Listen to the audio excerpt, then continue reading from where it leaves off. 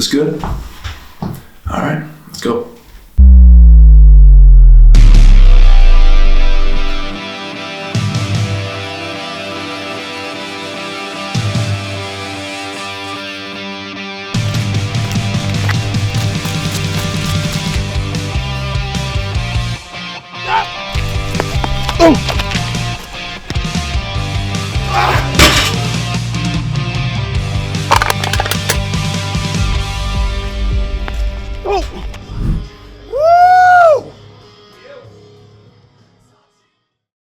My name is Eric Zalar. I'm a junior at Lock Haven University, and I'm on their track and field team. I started sports when I was 5 with football. My mom and dad said if me and my brother wanted to do it, did it. And from there on, my love for sports just grew. I think I decided to do track and field maybe my end of sophomore year, beginning of junior year. I was really enjoying the sport. In the beginning, I just joined track to do a sport during the spring. When I was younger, I did soccer during the spring, and I needed to fill that void of doing something. So I did track and field. It started with throwing, in junior high, started in 7th grade.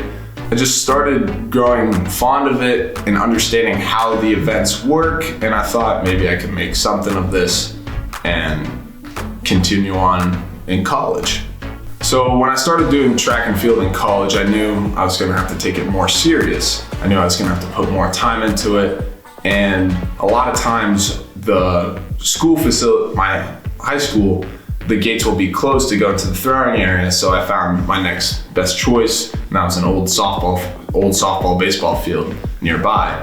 It's pretty much abandoned. Now it's starting to get used up again, but it still doesn't really get used. And it was just an open field and a street and then a pile of gravel on the other side. So I thought it was the perfect place to throw. There's always excuses on why you can't practice, drill, whatever it may be for the events. But I knew to get better at the sport, I'd find a different road that can lead me there. Throwing on a road is a lot different than a throwing circle because they're well maintained, and then you have sectors, you have cages. When I'm up there, it's just open.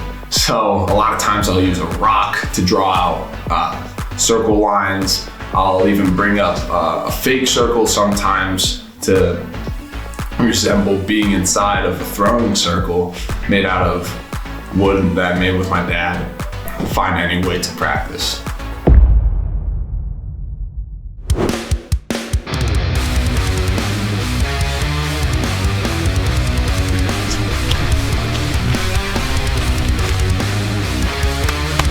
Out of breath. It's once you see the spark of the potential that you have, I don't really think there's anything that's going to stop you. I mean, there are days where you don't want to do a certain exercise or routine. Maybe you're sore, or it's really hot outside, it's really cold outside, but you got to make the best of it. And that's where the discipline comes in, because even on days where it's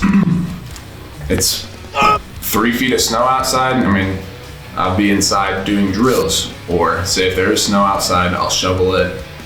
When it's really humid during the summer, practice early in the morning to try to get out of that heat, even though it's still humid in the morning, but it's better than that sun gleaming down on you.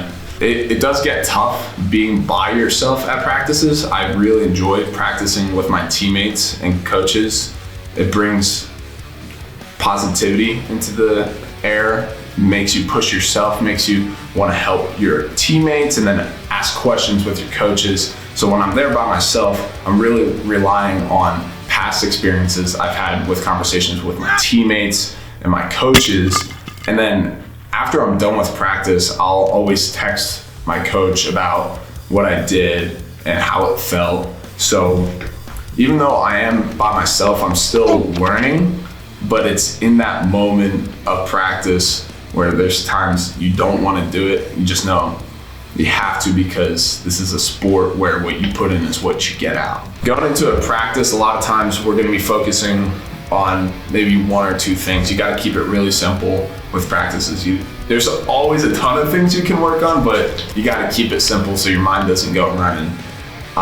Usually I'll start the practice with writing something down of those one or two things I'm working on specifically. I'll start working on it. Some days it might even be more drill based. Some days it may be more getting reps in. And that's just how the practices work. And it's all in order to build this final product. My best event's the hammer. And then I also do discus and shot put. For the hammer during indoor season, it's called the weight throw. And it goes from a 16-pound implement to a 35-pound implement. I still like the weight. I love the hammer. I love all three events, honestly. I categorize weight and hammer together just to simplify things. They are two different things, but it's the same technique to throw it.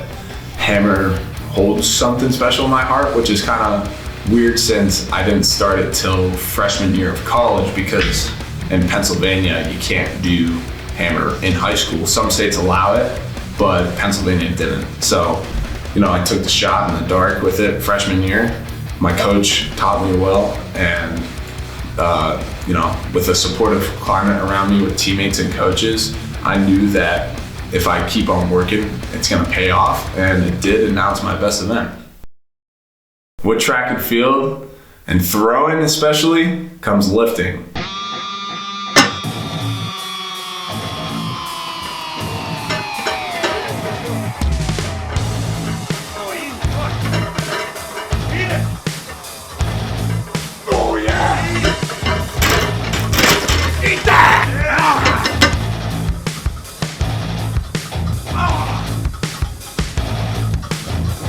That weight. So there's different lifting phases throughout the year, off season, getting close to season, in season, getting ready for postseason. It all lines up because we're all working towards the final goal, which is conference champs and then national champs. And we're working our body towards being able to have this endurance throughout the season. And then we're working on our body to get explosive and the speed. So a lot of times lifting can go from during the summer of 5 days a week to eventually down to 4 to eventually 3.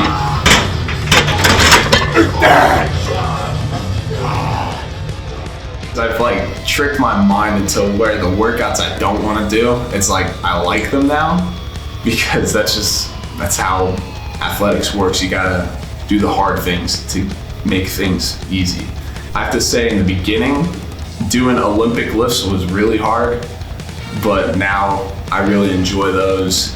And squatting, it's always a challenge, because every day I go in, if there's a squat that day, I'm going into it, I'm like, oh boy, I don't know how I'm gonna squat this weight.